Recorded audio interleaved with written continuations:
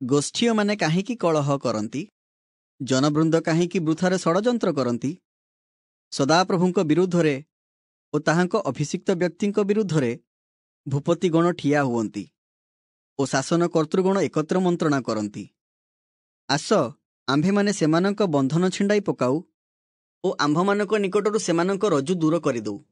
ଯେ ସ୍ୱର୍ଗରେ ଉପବିଷ୍ଟ ସେ ହସିବେ, ପ୍ରଭୁ ସେମାନଙ୍କୁ ପରିହାସ କରିବେ।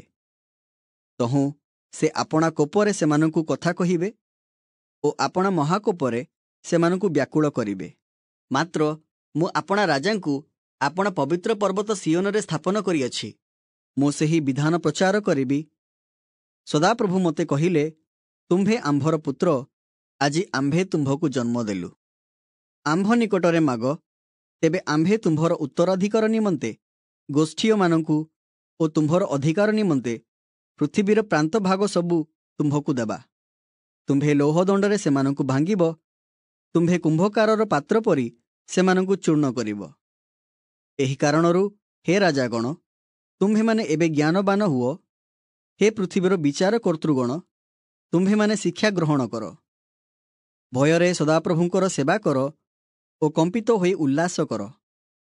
ପୁତ୍ରଙ୍କୁ ଚୁମ୍ବନ କର, ନୋହିଲେ ସେ କ୍ରୁଦ୍ଧ ହେବେ ଓ ତୁମ୍ଭେମାନେ ପଥରେ ବିନଷ୍ଟ ହେବ। କାରଣ ଶୀଘ୍ର ତାହାଙ୍କର କ୍ରୋଧ ପ୍ରଜ୍ୱଳିତ ହେବ। ଯେଉଁମାନେ ତାହାଙ୍କର ଶରଣ ନିଅନ୍ତି ସେ ସମସ୍ତେ ଧନ୍ୟ।